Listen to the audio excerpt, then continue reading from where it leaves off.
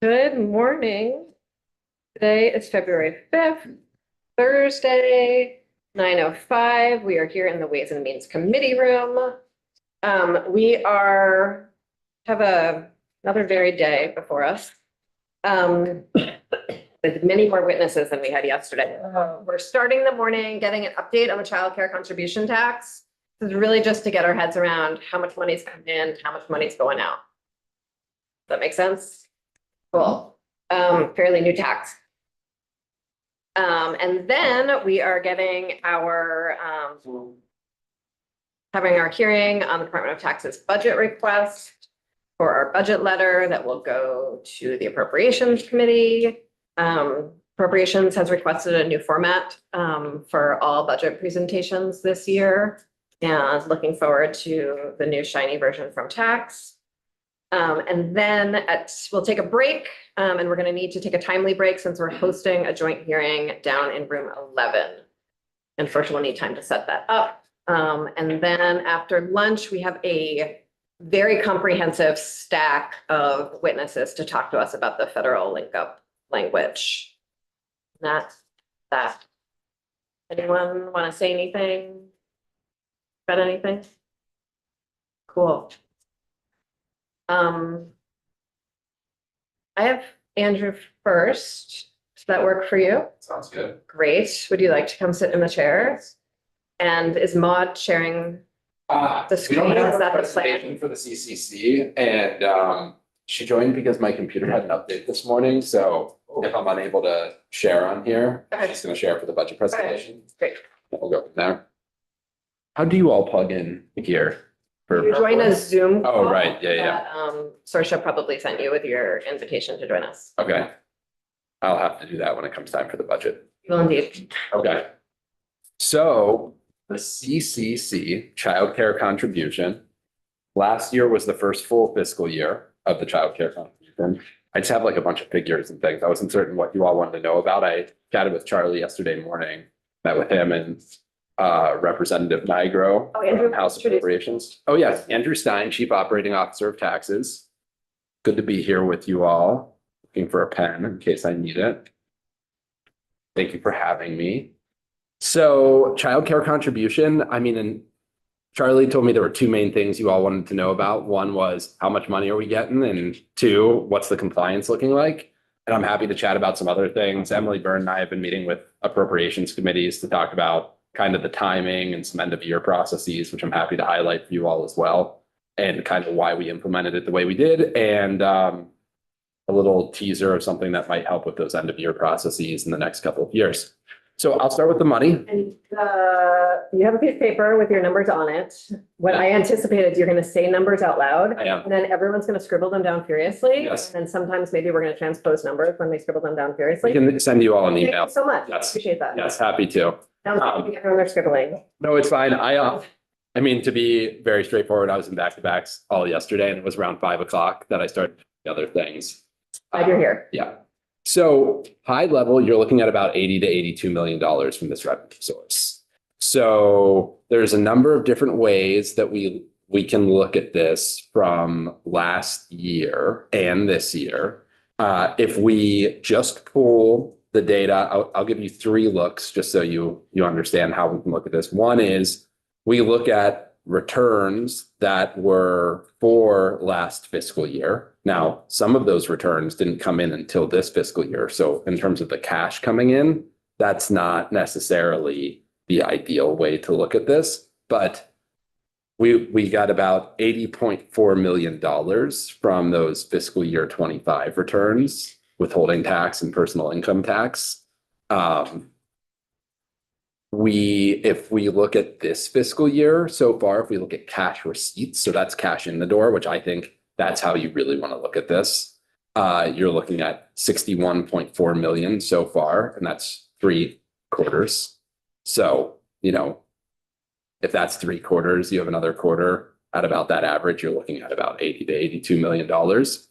If we look at calendar year 25, which we got 4 quarters worth of cash receipts in, it was, and this is actually pretty incredible. I got to give JFO a shout out. I don't know if it was Patrick or Ted, But between 1/1 and 12/31/25, we collected $81.8 million in childcare contribution revenues. And the JFO estimate for this was 81.9 million, which is pretty incredible.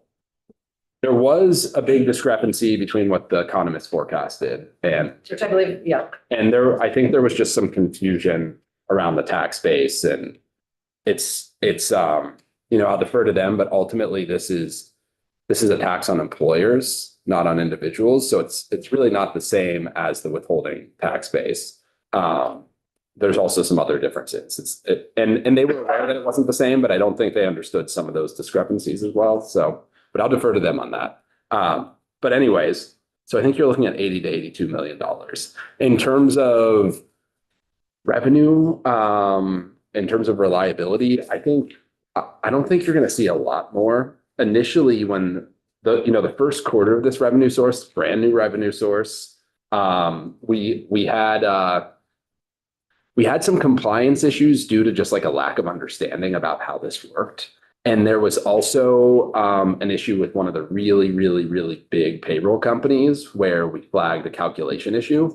So if we look at what we collected between October and December of last year, it was closer to 18 million. But then the following quarter, we caught up and it was above. It was like around 21 million. And then around Q4, it returned down to like 20.4 million. And this year, what we're seeing in fiscal year 26, we saw 20.1 million and then just about 20 million for Q2. So you're looking at about $20 million a quarter, give or take, $500,000 to $750,000. So in terms of compliance gains, I think most of those compliance gains were early on. We do have There were a lot of rumors about non-compliance early on. Yes. Yes. Yes. And there were, we probably identified 50 to 100 medium to larger withholding taxpayers that needed to adjust some things early on very clearly. But outside of that, the list was not huge and the gains are not huge. We're talking pretty small gains. So we do have a targeted audit program for this, and it is helping to improve compliance and bring in more revenues in this space. But the tax gap at this point is well less than $1 million. So you're not looking at, we're not leaving a bunch of money on the table here. Maybe there's several $100,000 that we can get annually in addition to this. We're continuing to do education outreach, big education and outreach campaign at the outset of this. The reason we decided to stand this up, and we weren't certain that would be able to, but the way that it ultimately passed, it was simple enough. There were a bunch of different versions of the child care contribution in terms of a payroll tax structure, which from my seat, it ultimately is, but we'll call it the child care contribution. You're welcome to call it. Yeah. Okay. So there were a lot of different ways that this could have been passed in policy that would have made it complicated. And ultimately the legislature went with a very simple approach, which was great for several reasons. One was by not standing it up as its own tax type, we were able to save the general fund about $1.5 million, $1.5 to $2 million. We had that appropriation. We didn't use it. So the original estimates for the cost of implementing this from you all were remarkably high at the time. yes, and they were based on what other states had done. I will say on the administration side, it is still something that is requiring a fairly heavy lift and a lot of attention to get it right. So we also use resources. We flex resources between tax types. So withholding, childcare contribution, personal income tax, depending on the time of year, depending on what's going on, we'll shift resources to focus on. But you were able to save about $1 million on implementation. Is that what you? Definitely more than that. Yeah. It would have been more than that. How much were you able to save? So we had, I think, like a 2 million, I'd have to look, it was for fiscal year 24, but I think it was a $2 million appropriation for that implementation. And we didn't spend any of that part of it. That's great. Yeah. So that was a bonus. Mhm. And then the other element of this is just making this easier for taxpayers. And the easier you make this for taxpayers, the easier it is for them to comply, the better our revenue gains are. It's true of any public program, benefit programs. If we want better uptake, we make it simpler for people to be eligible for it, right? And enroll in the program. So we looked at it in a similar way. We already, the lion's share of this base is withholding taxpayers. So 98.5% of revenue from FY 26 came from withholding taxpayers. So businesses who have wage earners, 1.5% came through personal income tax. That's self-employed individuals.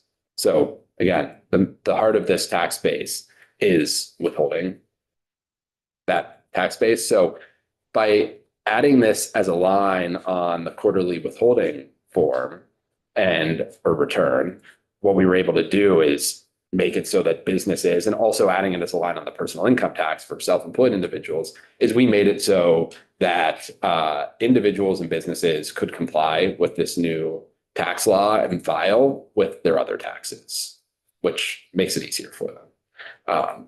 And that was really a key decision point on this. What that ultimately did is it did make it a little more administratively difficult for the state. So especially in the first year, and there, I defer to finance and management and Emily Byrne with the Joint Fiscal Office on all of the ins and outs around the end of the year procedures and why this needs to be done. But when we set this up, there wasn't a great way to get the money into the child care special fund when the payments came in. So a lot of withholding tax payments come in at a much higher frequency than on a quarterly basis. It depends on the size of the business. And they file their return on it. They all file their return on a quarterly basis. So the return gives us the data we need at the tax department to shift the money to the correct funds. So the money sits in the general fund until we have the return with the data that tells us how to direct the funds. So what that means is at the end of last fiscal year, because the final quarter of withholding tax returns came in after the fiscal year, it meant that there was about $20 million more in the general fund than there should have been, and about 20 million less in the child care special fund than there should have been, which on its face didn't seem like a huge issue when we were implementing this and we flagged this for folks. But what finance and management and the Joint Fiscal Office flagged at the end of the year is there's some required statutory transfers if that money's still in the general fund, and that would shift out of the general fund to some other areas, and it wouldn't then be available to the child care special fund. And so essentially withholding tax, the first, oh, go ahead. Cheers. I'm gonna let you finish your sentences. With withholding tax, the first returns we received were by 1025, then 125, then 425. But the last ones were 725. So that's after the end of the fiscal year. So that's where the issue came from. And so we've worked with the Joint Fiscal Office and Finance and Management on an end of year process. Great. Representative Mazel? Yeah, thank you. Maybe we'll see the numbers when we at some point get, how much money are we talking about here? On the transfers, not transfers and whatnot. So Great sum or- So we're talking about like $20 million on average is coming in a quarter. So ultimately what happens is when we get those returns. Yeah. By October 25th, Yeah. January 25th, April 25th, and July 25th, when we get those, we have the information to transfer over the correct amount. So it can vary a little bit. It's like 19.5 million to 21 million, depending on the time of year. Not decimal dust. It's. No, not at all. That's what I used to say. Yeah, no, not decimal dust. Thank you Yeah, very much. exactly. So you're looking at 19.5 to 20 million, 21 million, I'd say. Money. Thank you. Yep. Thank you. Yeah, each quarter. So annually, 80 to 82 million. Yeah, quite a lot. Yeah. Thank you. It's remarkably stable quarter to quarter. Yep. Nice. Excellent. Yeah, withholding is pretty stable too. Yeah. Anything else from the vote? No. Anything you all want to know about? Oh, I'm excited about how much you were able to save in implementation. Yeah, Thank you. you were too. Are you hearing from DCF as well? Yeah, they're right behind you. Behind it. Do you want to shift to them? You do. It'd be helpful if I get out of the chair. Whatever, wherever you want to sit. Your email to us, sir, can we expect that with the numbers? Well, yeah. So let's chat about that really quickly. What numbers would you like? Any numbers you just said out loud. Okay, great. We can do that. Outflow, yeah, a little bit. Yep. Well, the outflow, I'll defer to DCF, but on the revenue side, we can share all of that. Yeah. Be helpful. Yeah, no problem. Hello, DCF, CDD, whole team. Thanks for joining us. The floor is yours, however you want to organize yourselves. Great. So, hi, everybody. Good to see you again. Gianna McLaughlin, DCF Deputy Commissioner in charge of the Child Development Division. Grateful to be able to testify remotely today. Thanks for accommodating that. My foot is up because I had surgery on it on Tuesday. So, and I will pull the slides up while I let Ed and Carolyn introduce themselves, if that works. I'm Carolyn Long. I'm the Director of Operations for the Child Development Division. Thanks for having us. Thanks for being here.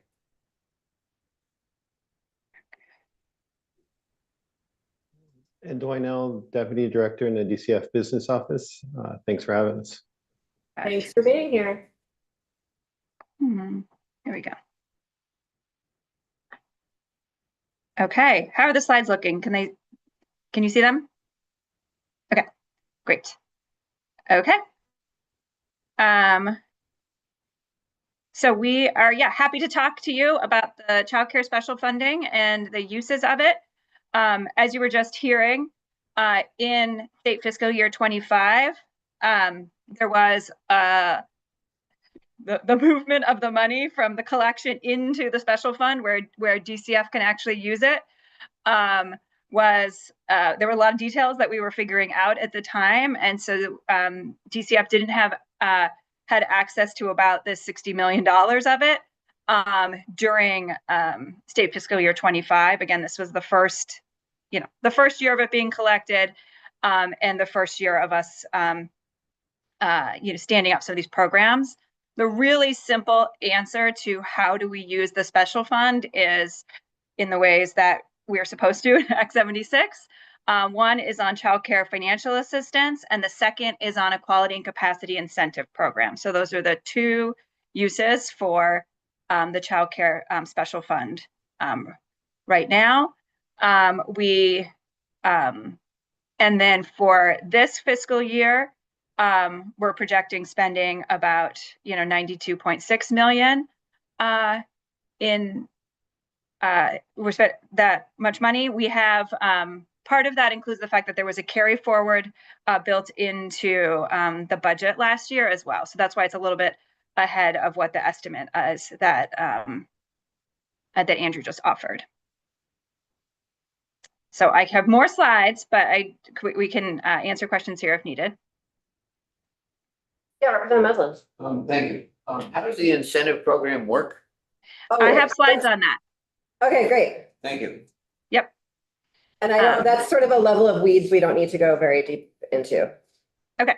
I'm happy to, we're excited about what we put together. So I'm happy to, I have one slide on it. Great. Okay. Yes, Representative Odie. So would you think going forward, you're going to see projections of the total $80 million in future? Or because there was a carry forward last year or what? We are, yes, closer to that in the future. Okay, thank you. Mm-hmm. Back to you.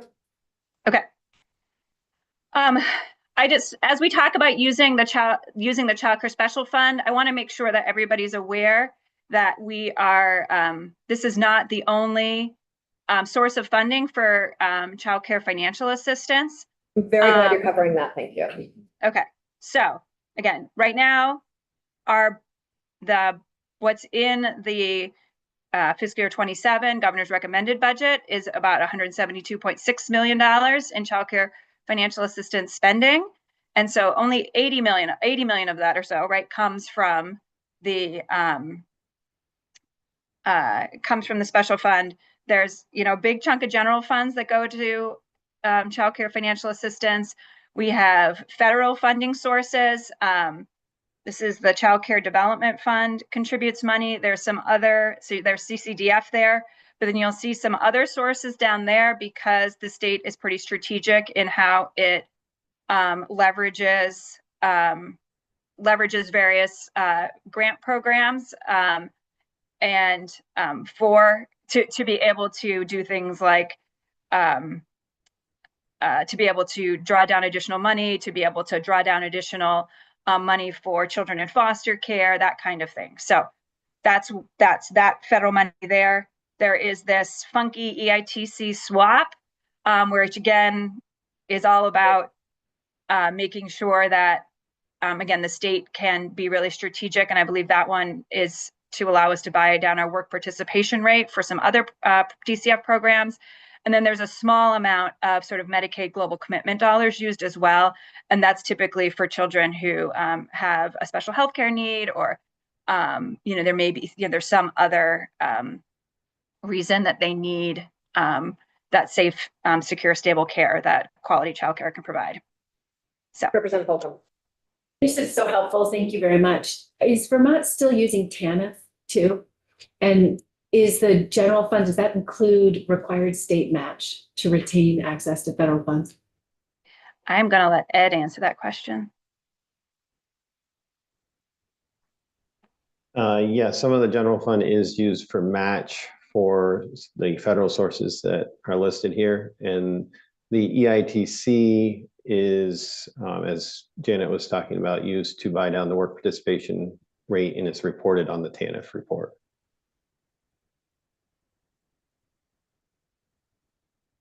Any more questions, Representative Holcomb? I'm going to wait till the end of the Okay. presentation. Okay. Thanks. Yeah. Okay. Nope, we have one more question. Okay.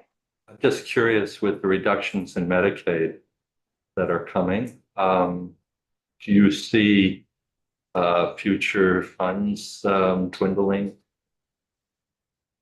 I mean, you have an item there for Medicaid global, 1.4 million. Do you foresee that continuing on into the future, or will you be seeing reductions in that? I know we've had there was a lot of conversations at the sort of at the AHS level with the Medicaid office around what sorts of global commitment investments, you know, were might need to be scaled back, and this wasn't one of them that was discussed in terms of yeah. So I think it would be I'm happy to follow up with that team. But Thank you. Back to you. okay. So in terms of, again, what are we using the money for then? I do want to, you know, make sure folks know, right, that Child Care Financial Assistance is supporting many more families than it did before Act 76. The money is getting out the door into communities to be able to support affordable care for more and more families.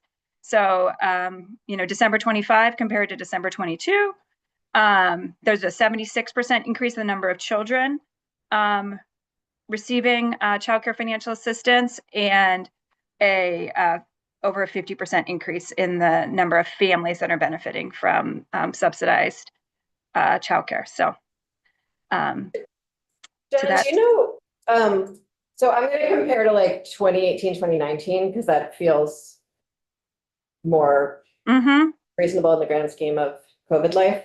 But how much of a higher, do you have a sense of how much of a higher percentage of families with eligible children that is, given that I think we have fewer children in 2025 than we did in 2018? Ooh, that's like 3 math operations in my head. So no. If you could let us know, that would be. Yeah, we can try to figure that out. As you know, it's I mean, I think, right, you know, there's been around 32 1,000 regulated childcare spaces sort of throughout that period of time. So in case that's maybe helpful as a number to have in mind as we think about sort of what the penetration is of this. Yeah, Representative Holcomb. So much. Are you collecting data on the impact on families who earn just too much to be subsidized by CFAP, are now paying higher market rates and are also paying the payroll tax? We have a partnership with Child Trends, which is a national research organization that is doing parent and provider surveys. And our next round of family surveys will be, and focus groups and family surveys will be this spring. So I think we'll have some additional information at that point.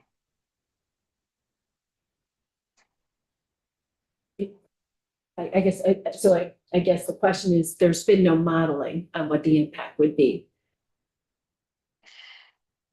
Modeling on the impact of family on how tuition rates for childcare have changed since the implementation of Act 76. Is that what you're asking? I think I can figure it out. That's okay. Thank you. Is that what your question was? No, I mean, my point is, we know what a household income is that would make you ineligible for subsidy. We also can guess what the total payment is on that related to the payroll tax on that family. And we also know the market rate of childcare is increasing. So I'm just interested again at those break points on the margins. What's the impact of our policy on working families who are not eligible to benefit from single programs? So you're curious about folks who are paying the payroll tax, but are not necessarily eligible for the CCPAP benefit? Who are also now paying higher market rates. Yes, okay, thank you. Yeah, I mean, we do have some modeling. We do have some modeling on that. You know, as you get to those highest income levels within childcare financial assistance, you know, those families are still paying even if you're eligible, the family shares at that point are still relatively high. They can be as high as $425 a week. If you have more than one child, that can feel like a great deal. If you only have one child, it might not. But the system was, you know, as it was implemented in Act 76, it was modeled sort of off of the trying to avoid a cliff with families that had one child, not two. And then I would say the payroll tax is very small, and it really pales in comparison to, you know, how much a family pays in childcare. So I'm not sure that would change the analysis. The fact that they're now paying into a payroll tax, it really. But yeah, you're right. I mean, there are families that are still paying a significant percentage of their income on childcare even after Act 76. Yeah, go ahead, Representative. Thank you. So when I look at this slide, it's so nice because there are more children receiving CCPAP and the number of families has risen.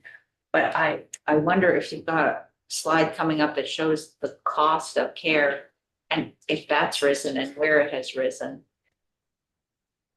Yeah, I did not include that analysis today, no. Because that was not at all the analysis that I asked PDD to prepare for today, because today was about just understanding how the money is coming in and how the money is going out. That was sort of the simple ask to them. So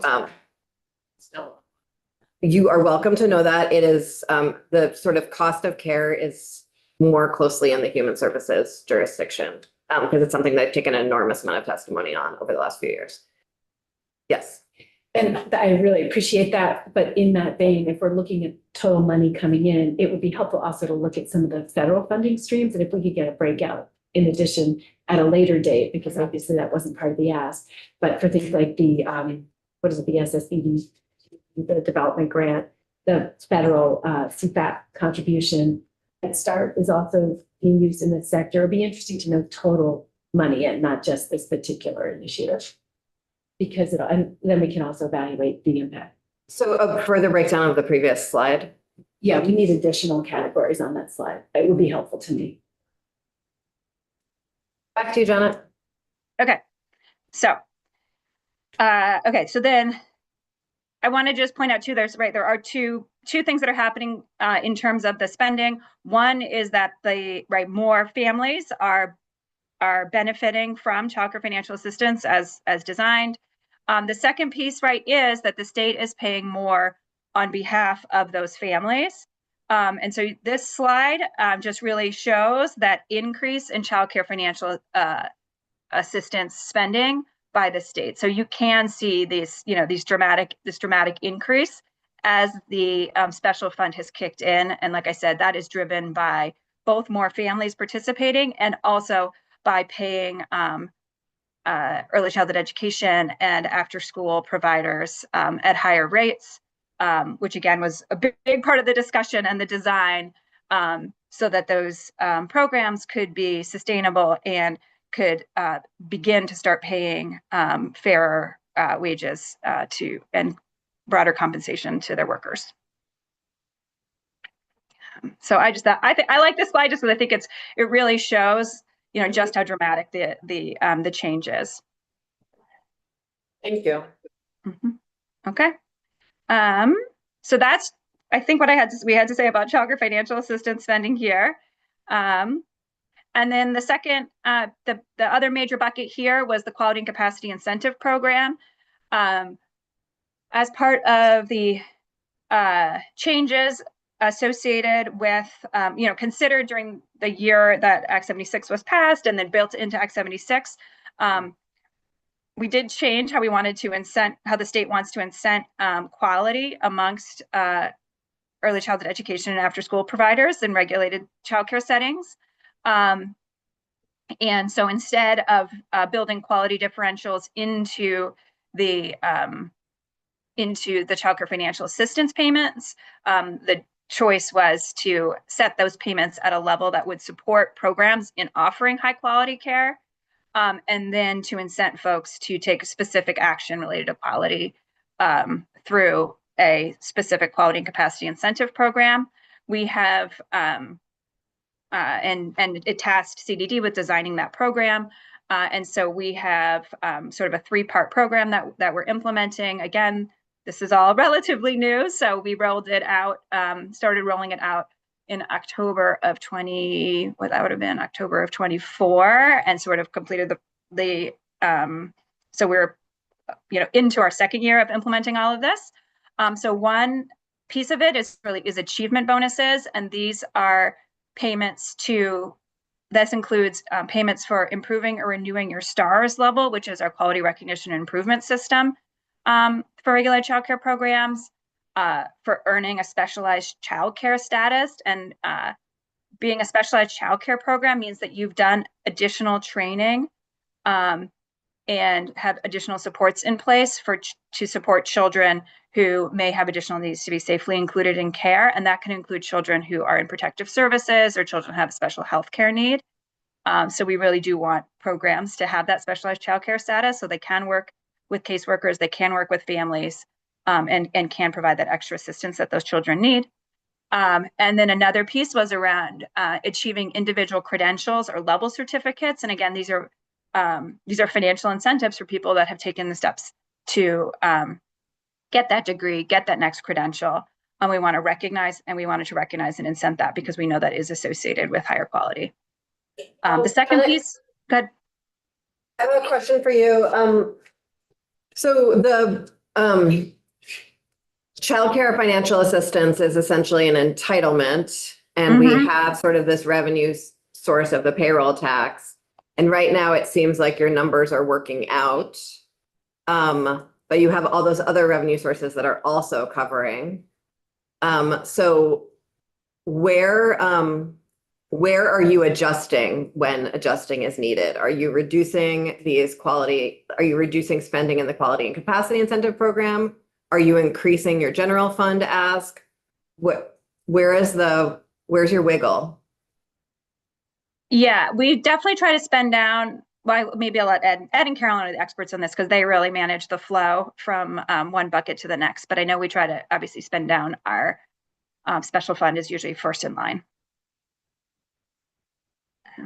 Carolyn, yeah, you want to? Yeah, we have this is Carolyn Long, Director of Operations for the Child Development Division. We have a hierarchy of spending. So we first spend our federal funds as much as possible. And then the last resort is our general fund. So, and we draw down each quarter, and that's kind of Ed's bailiwick for what we're spending. And then actually right after this meeting, we have a talk about spending and what we call filling our spending buckets, when we need to. So if requests for childcare financial assistance went up, what would you do? We do have some flexibility with funds and how we fund them and trying to match and draw down. So we first look there to see if we can kind of like play with the money a little bit and put some here, draw some down from over here.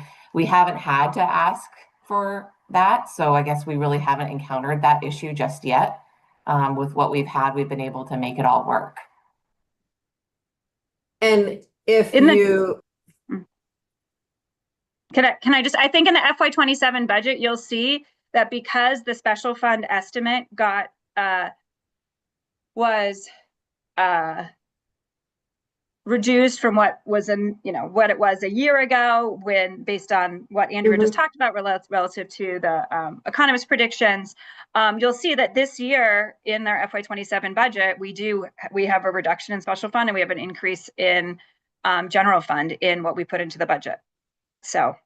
Okay, thank you. That is helpful. Representative Piglet. Just to follow up on that, and maybe you answered that in what you just answered, but you draw down the special fund first, and so those other 4 categories, let's say there was a surplus. What happens to that? What account does that go into?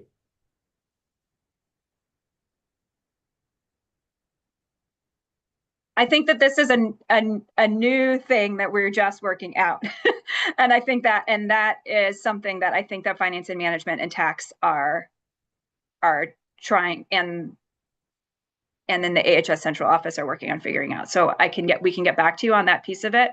But again, last year we kind of that's why they're working on that piece of it, because last year we realized just because it's been collected by tax doesn't mean that DCF has access to it. And so how do we want to reconcile that on our budget is one of those questions.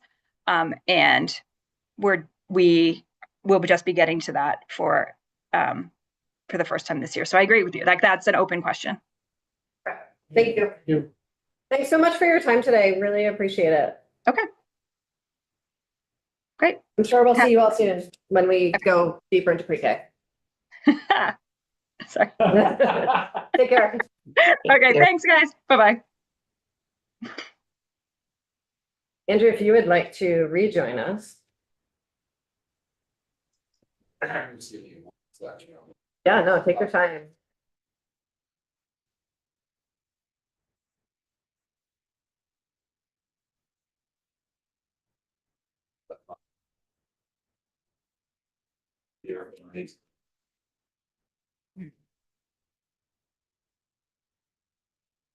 Oh, and while we're all waiting for a moment, does anyone need printed documents for the Agency of Education presentation? You probably won't have time to stop at a printer on your way. Yeah, sure. Got it. That's everyone except for Mark, Bridget, and Charlie. Is that right? Okay.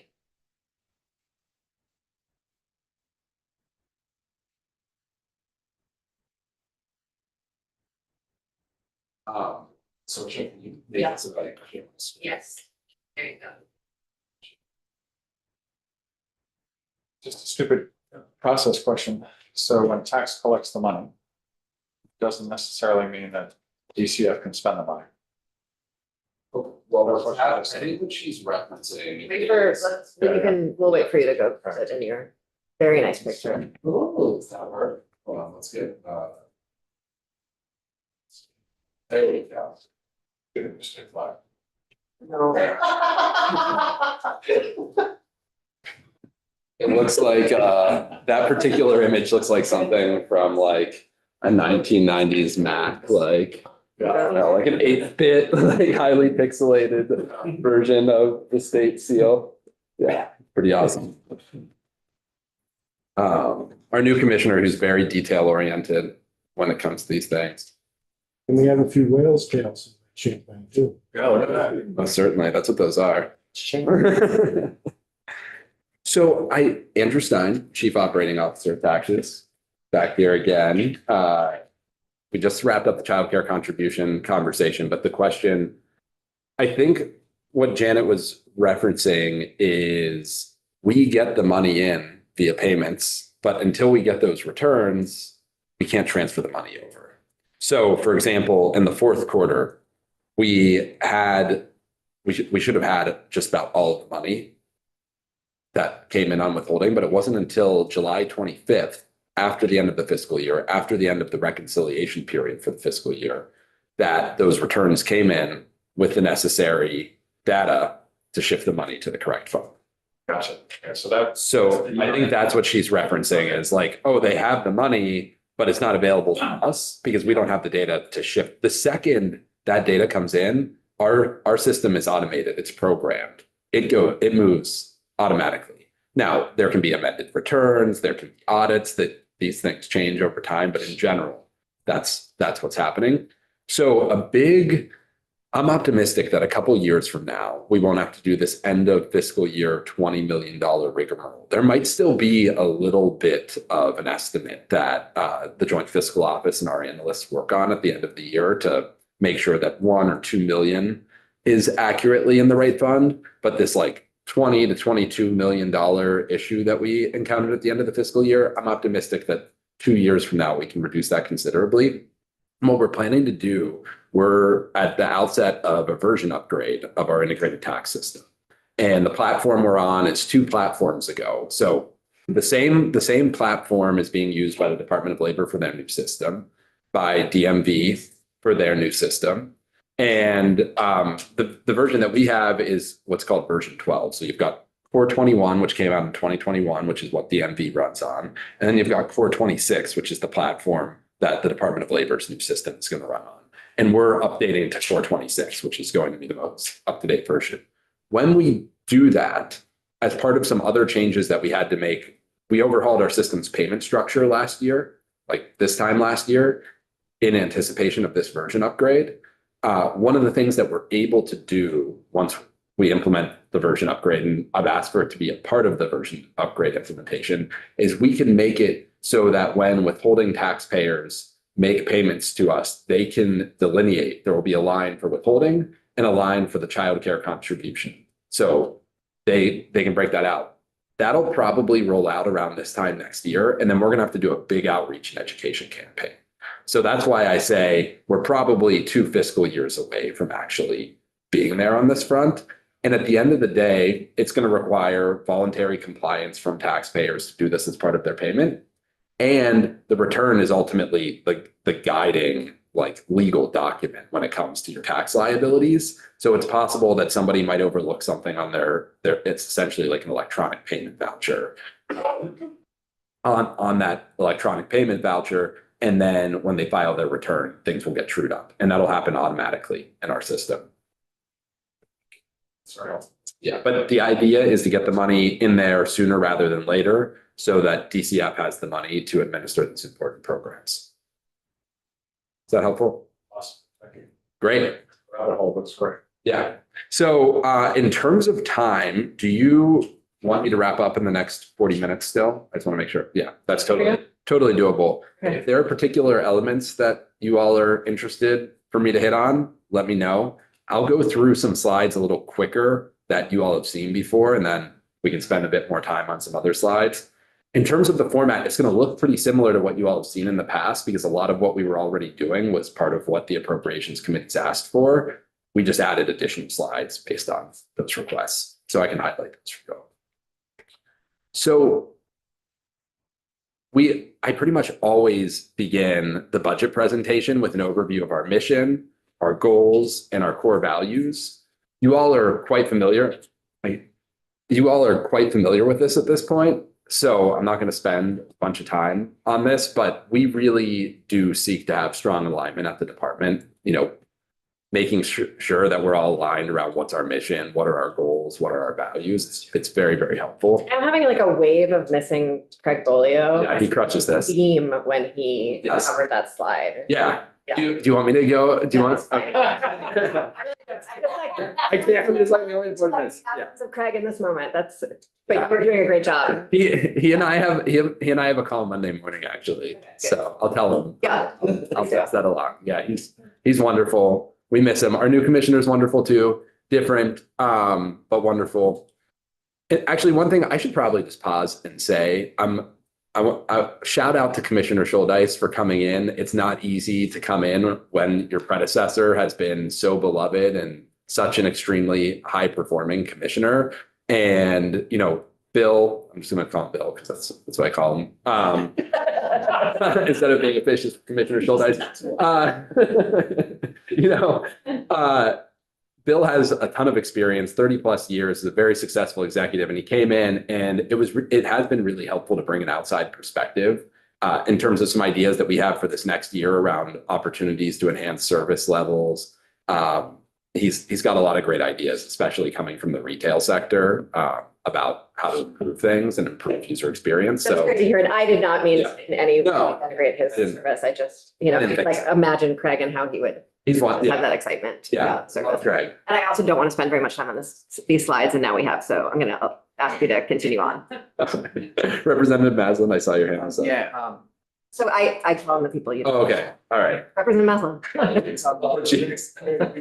I call him Bill too. I've known him for a long time. And one Yeah. of the things that I've admired about him, and I've told him this, is that he consistently hires people who have different skills than he has. Some people fall in the trap of hiring people that are just like themselves and they end up with the same strengths and the same weaknesses. Bill does the opposite, which is really an admirable leadership. Yeah, certainly. I totally agree. Thank you.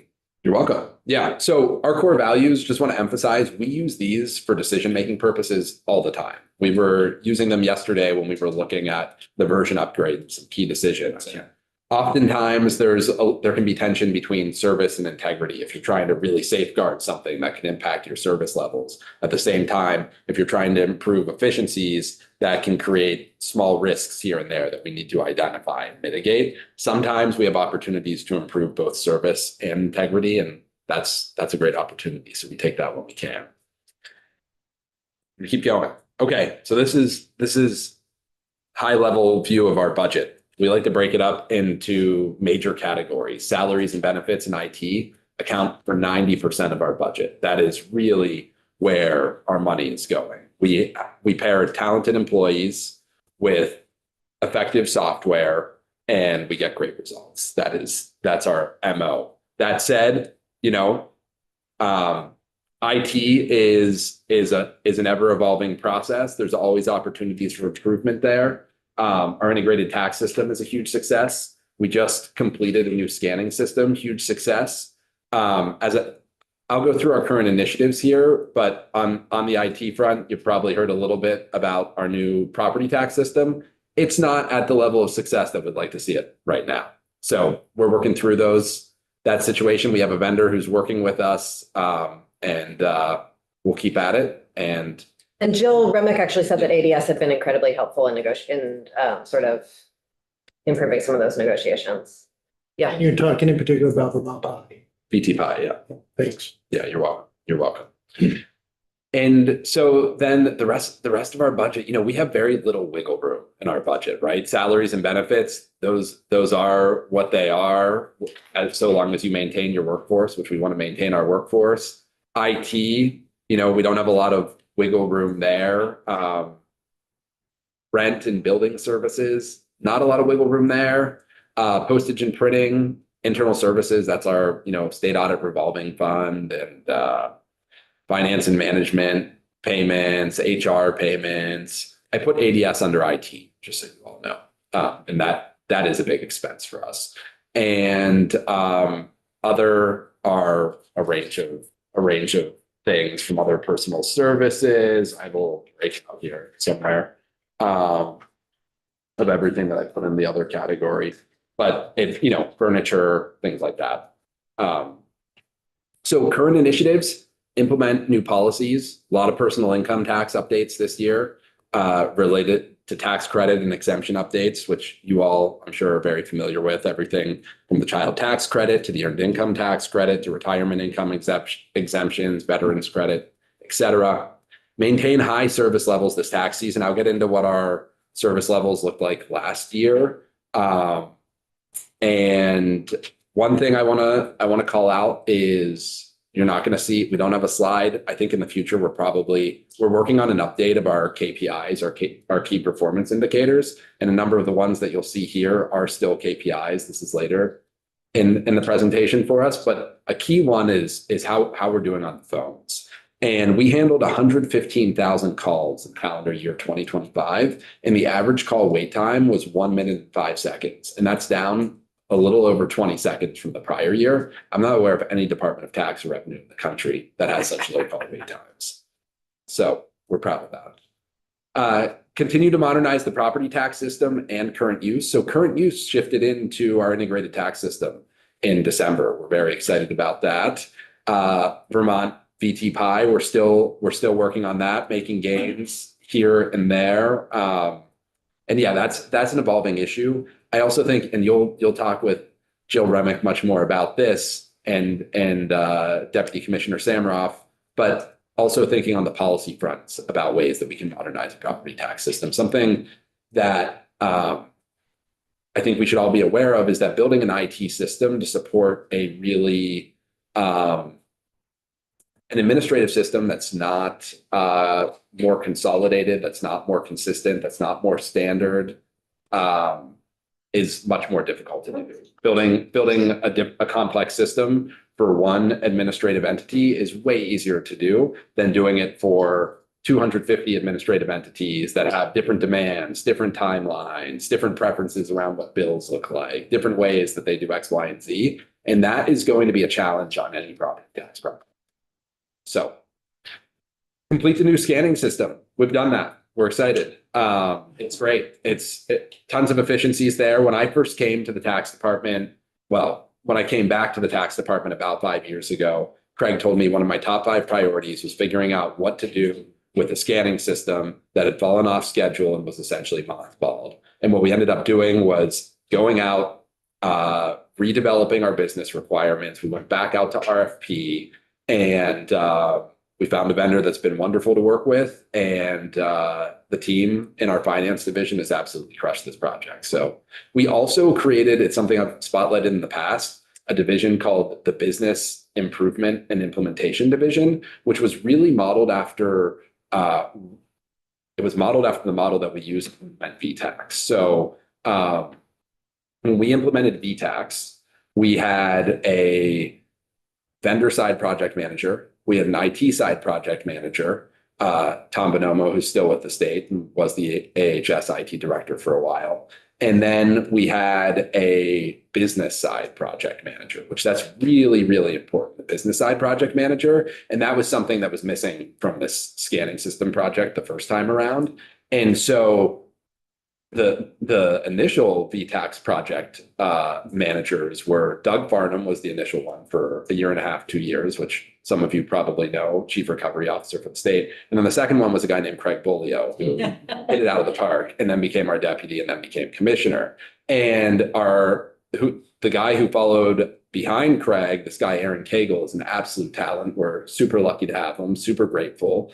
And when I came to the department about 5 years ago, one thing Craig and I were talking about is like, how do we replicate the success that we had on that project? And the structure that we had in place for supporting our VTax system was very similar to the implementation and not necessarily what we needed for maintenance support and continuous improvement.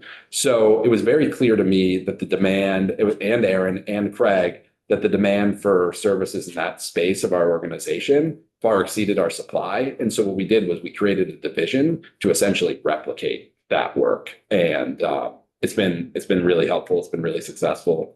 I'm proud of that team. They're doing an awesome job. Really talented folks there. So that was a key to success on the new scanning system. VTax version upgrade, explain that to you all. Emphasis on employee growth. That's an area as part of the employee engagement survey. We received input from employees this year. This is the main area that we've identified we can improve upon. So we're creating an education and organizational development team. We're taking our comms director who has experience in this space. And we're going to have the comms team on one side, and then we're going to have a 2-person education and organizational development team that's going to work with directors, work with employees, we're going to work more on career advancement, but also we have a lot of ideas for educational opportunities. We're also looking to create a cross-training program similar to what Massachusetts and some other states have. And we're looking to create a mentorship program with that team as well. So that's for next fiscal year. And we're using existing positions in part due to some of the efficiencies that we've realized in recent years from other projects. When we have vacancies, we look at them and say, what's the highest and best use of these positions? And in this case, we decided we're going to be reclassifying 2 positions. Expanding taxpayer feedback and service opportunities. This is something that we're looking to do more of this year. We're piloting a phone survey. So after you call the department, there will be 2-3 questions that you can respond to. Yeah, you don't have to. It's opt-in. It's opt-in. It's opt-in. So you can say, no, I don't. And that's I fine. understand why it would be useful to you. I'm sorry for my. No, it's fine. It's fine. That's something that we've received the past 2 years from employees on the employee engagement survey is they'd like more feedback from the folks that we serve about how they're doing. So complete a new COOP space, ANR and BGS, and COOP stands for continuity of operations plan. And Charlie and I were chatting about this yesterday when the floods came in and kind of wiped out 133. Didn't really wipe it out, but we couldn't use 133 for a period of time. We had to set up new headquarters. And in the past, we used to have what we call a COOP space. That's an emergency secondary space. We used to have it up in Williston. We realized that wasn't ideal for a number of reasons. One of which is it's most of the time it's just vacant space that taxpayers are paying for. So what we did was we worked with ANR, we worked with BGS and identified space that ANR uses regularly, but that we could build a secure area in that's open to ANR. So they're going to use it most of the time, but that and construction's beginning on this now. And the general plan is if we need to, we could then pivot into that space. National Life could adjust the security requirements. So just our folks are in there. It meets state and federal safeguard requirements, security requirements for space for handling individual tax information. We have an MOU with ANR. We'll pay for the space if that needs, if we're in there then, and they're going to move out in the case of an emergency. So essentially ANR uses that space normally. We use it if we need to.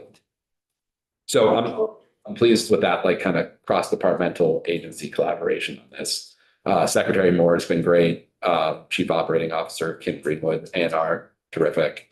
When your building was rehabbed post-flood, what was will it be better next time? Yeah, I mean, I think the team crushed it, but what it did require was standing up a space kind of like that and getting some others to move out of that space a little. I mean, more if the actual building, Yeah. Is it more flood resilient than it was before the flood? So I would defer to BGS on that. I know BGS wants to. You moved all your stuff further upstairs though, yeah? I don't know what all of what has actually been moved upstairs. A lot of it is sitting in the parking lot right now. The plan is to move a lot of it to the roof. Again, I'd defer to BGS on this. I do know they want to fill in the basement. We can't use the basement at all. So yeah, Thanks. there are plans in place to make it, like for example, the DMV building, the enhancements that were made there, they were able to reopen in about a week.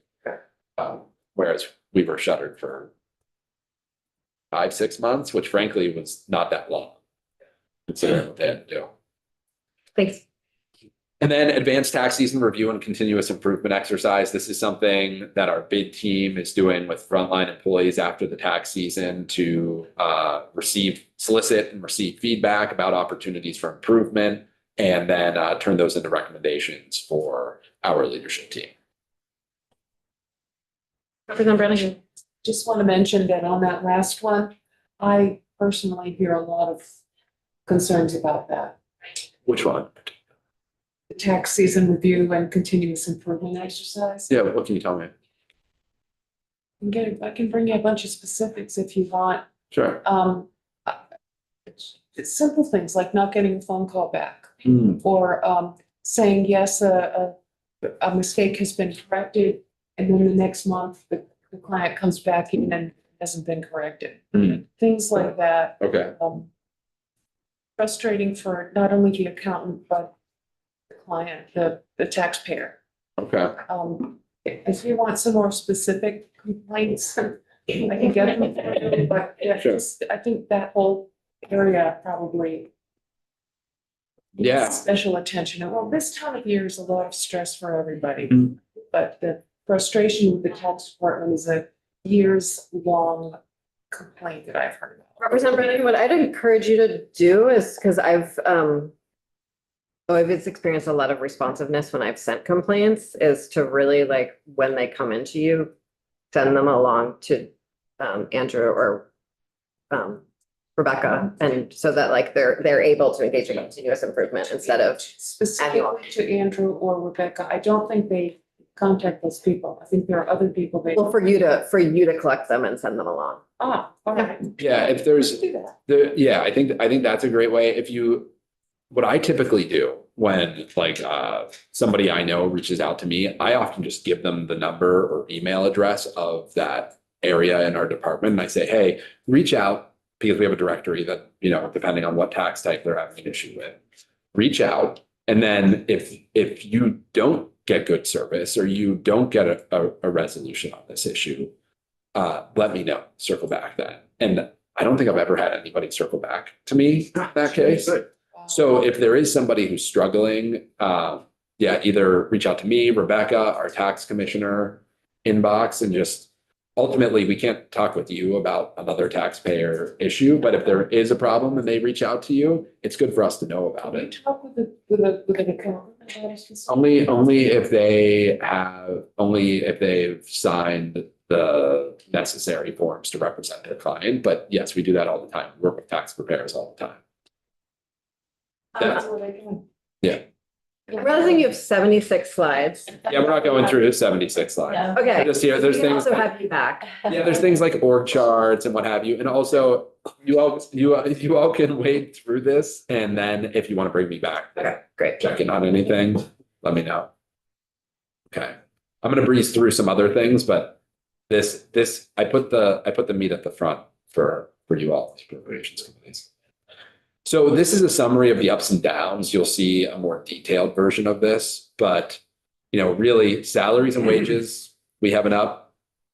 And the way this is broken out is general fund, special, and we have several different special funds and interdepartmental transfer, which the only thing we're doing an interdepartmental transfer for is the Joint Fiscal Office helps pay for some of the Chambridge micro simulation software. This just gives us the authority to pay, to make payment from that transfer.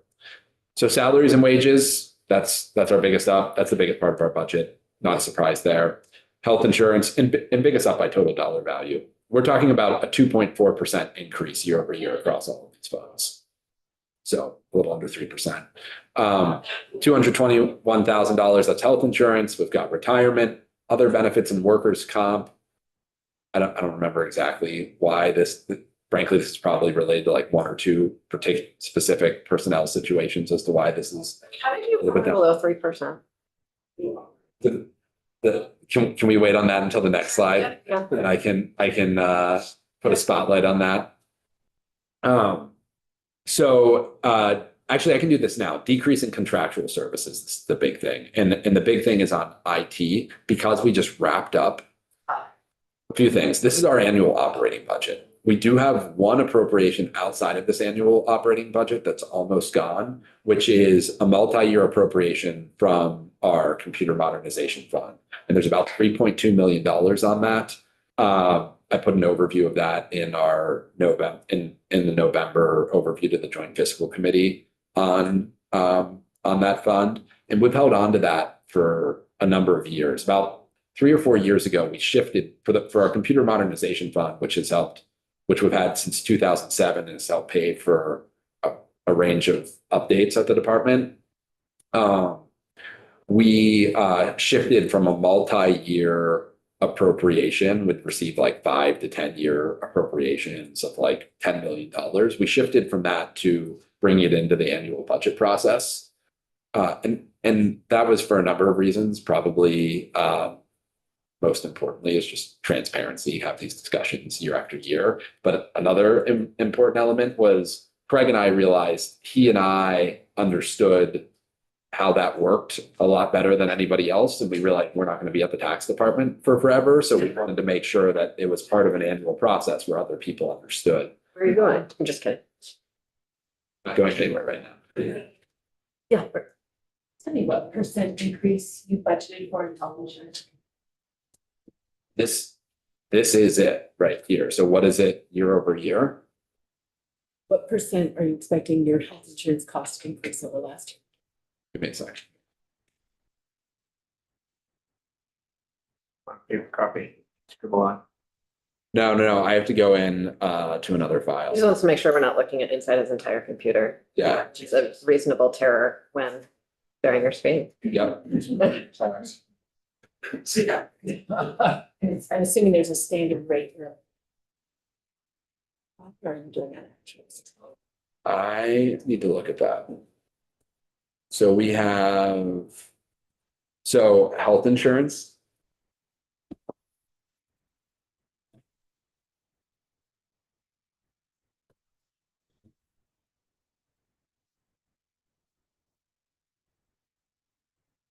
Yeah.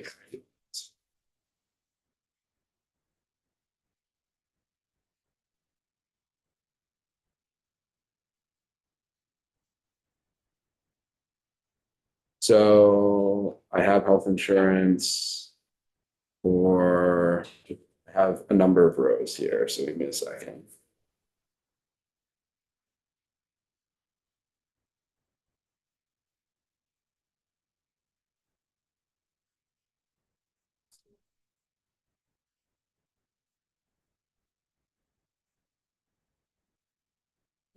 Calculating it for you.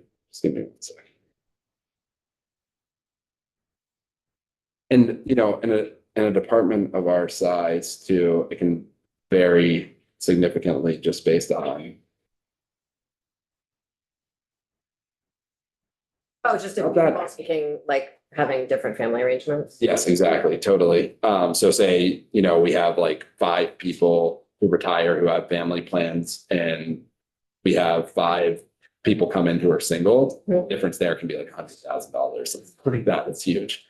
I'm looking at about 6%, which is not super high for this. And how this component of it gets calculated, I'd have to circle back to you on.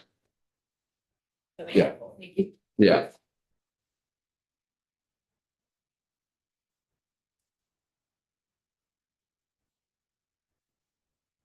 We have some downs in some areas. Yeah. Okay. So let's go back to decrease in contractual services. That's pretty much all IT.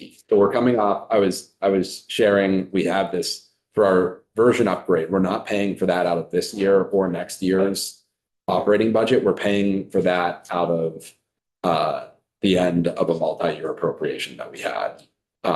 And we saved it for that purpose, knowing it's going to be like $2.5 million to bring in 6 additional developers from FAST for that project. And so we've been saving that for years, planning for that for years. And so what this is, we're coming off a scanning implementation, VTPI implementation.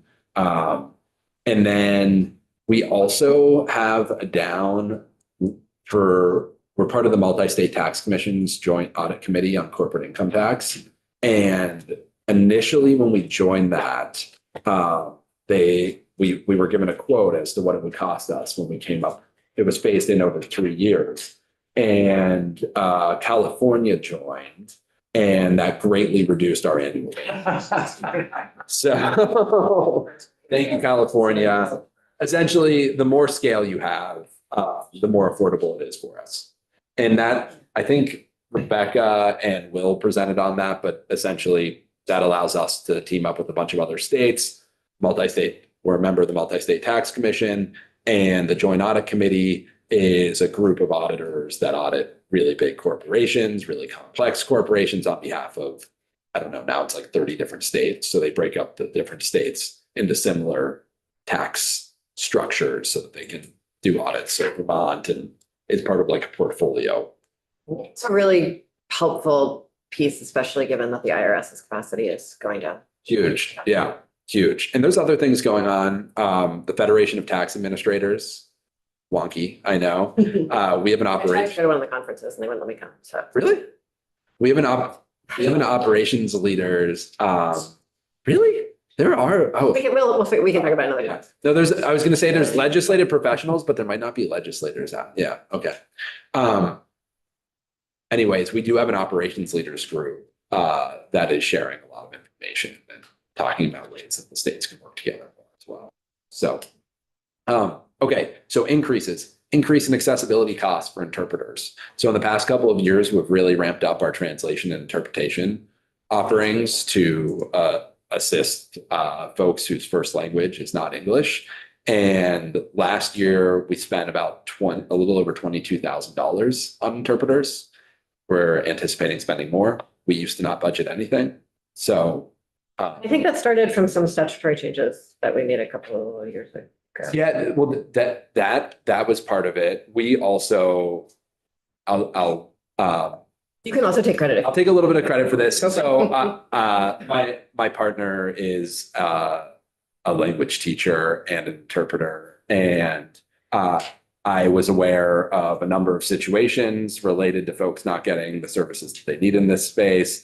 And it was something that our deputy, Rebecca Samaroff, was also really concerned about. She was aware of some situations. And when we started to look at this about 3 years ago, we were like, we need to start doing a better job. So that did dovetail in at a time when I think the state at large was starting to realize we need to do a better job on this front. When I came to this role about 5 years ago, what our department had was a list of people who could speak some other languages. And I was asked, I speak Chinese. How would you feel about getting on the phone and interpreting Chinese? And I'm like, that's an awful idea. Number one, I don't have the time for this. Number two, we need somebody who's an independent interpreter who's representing these people on the phone. And we don't want to be in a situation where somebody at the tax department has misinterpreted something for a taxpayer. That's not a good situation to be in for anybody. So we do not do that anymore. Increase in education and training contracts. Really, this is an area like I mentioned before, that we want to place a heavy emphasis on. I put in education and training contracts.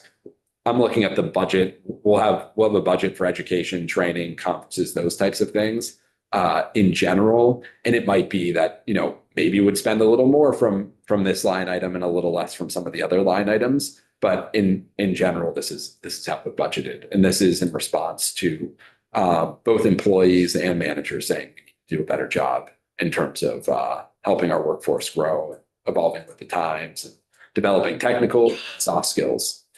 Increase in service of papers. I had to put this here because I had nowhere else to put it, and I wanted everything to line up. This is just for years. This line item's been a little low, and these are expenses for process servers or sheriff's departments for serving legal documents like summons, complaints, that type of thing. And then net operating expenses, that includes fee for space, ADS charges, other internal service funds, education supplies, conference and travel, general liability insurance, office equipment, those types of things. Any questions on this? It's just a quick question. How many total net FTEs are you adding? We're not adding any. Not adding any? None. Okay. Taking away any or just? 167. Okay. Yep. We're just shifting for education. We're regularly, when vacancies come up, we're saying, do we need to fill this or could we use this elsewhere? What makes the most sense for the department? And so, or for a division. And so we're constantly, they're called RFRs, requests for reclassifications. We're regularly, when we have vacancies, reclassifying positions. If that's helpful. But yeah, no additions. terms of FTEs. So ups and downs, this is by major category. You can see that reduction in IT expenses, a little over 200,000. That's coming off of 3 implementations. And that one is really going to be subject to like some big ups and some big lows, depending on what implementations are. If we're in a steady maintenance and support phase with all of our systems, great. But you know, we're in a good position as far as Vermont state government goes with regard to our tech stack. That said, you know, if we did need to implement a new system in 2-3 years, you'd see that one going up a bit. That's helpful. So performance. I want to put a spotlight on success with regard to employee engagement. That this is a big one for us. It's from my perspective, everything flows from this. If you don't have a talented team that understands the relevance of the work, that feels valued, that feels seen as people, that can measure their success, we're not gonna do good work for Vermonters. So want to spotlight some of this. 96.7% understand the work goals and mission of the department, which is 4% above state average. 96.7% think the work that they perform is linked to the department meeting its goals. Again, that's 4.4% above state average. 91.8% think my job allows a good balance between work and my personal life. That's about 21% above state average. 89.3% say in my department, people are treated with respect and dignity. That's 15% above state average. 83% agree it's not difficult. You don't need to read us. All right. Yeah. You guys are doing a great job. Thank you. Want me to continue? You have one more slide left. Okay. Available time-wise. What do you want me to You touch need on? to pick the 11th slide. You can pick whatever slide you want, and then we'll have you back. Yeah, no, that's fine. Is there a question? Is there something that you all want to know? I think we want to know lots of things, so I'm gonna let you pick your last. Charlie, was there something you asked about yesterday that I said I could hit on today? We talked about the cost of administering different programs. One of the things that we didn't get to talk about was, I think there was the cost of administering the local options tax. Whether or not it was sufficient, the fee that is paid per return, if that actually covers your administrative costs. And I think we're probably gonna have you back to talk about that because of other things. Sure. Yeah.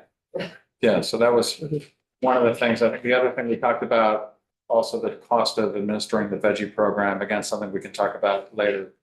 And then there was, no, because we touched on a $2 million increase in the renter credit from 9.5 to 11.5 million that you pay out. Yeah, and that's when I came to chat about the BAA, that's the same reason there. We have we're adjusting for inflation, so the eligibility limits, and there's a reduction in federal subsidies this year, which puts pressure on that renter credit. One thing I'm mindful of time, we talked about vacancy savings yesterday. Yeah. And the amount of openings you have, if you could touch on that, I think that would be very helpful. Sure. Yep. So that's in here. And this is where we are in terms of legislative mandates.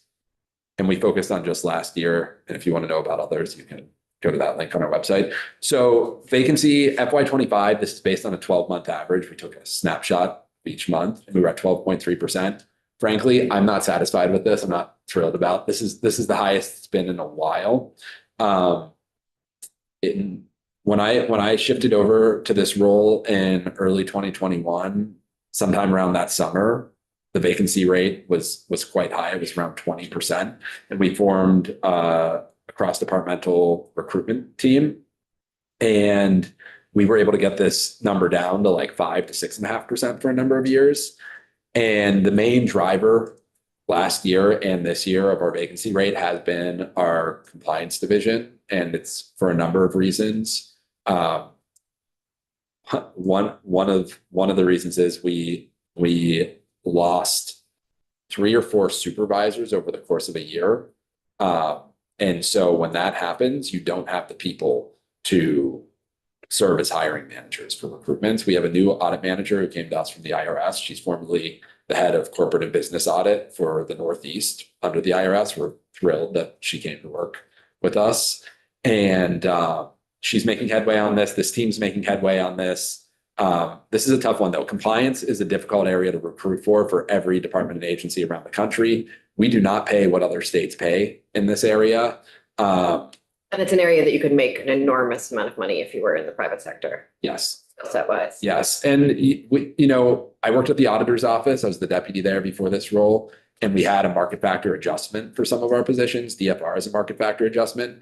Frankly, I'll say this very openly, our state classification system is deeply, deeply broken. The fact that it doesn't account for the market and that you need to have this market factor adjustment, I think is highly problematic. That's for a whole other. And I think there's a really interesting conversation to be had some other time, and probably not in this committee, about how like the departments that do have market factor adjustments and the types of employees that are sort of eligible for those and not eligible for those, and how that plays out across like class and education and gender would be a super fun conversation to have in another room sometimes. It creates a lot of inconvenience in state government and even within departments. and Absolutely, agencies. yeah. Thank you. We're gonna wrap, and we'll have you back. Really appreciate it. Encourage folks to do a deep dive on all those slides, so we can get our questions answered next time around. Thanks. Thank you, everyone. Yeah. Thank you. We're gonna go downstairs right now.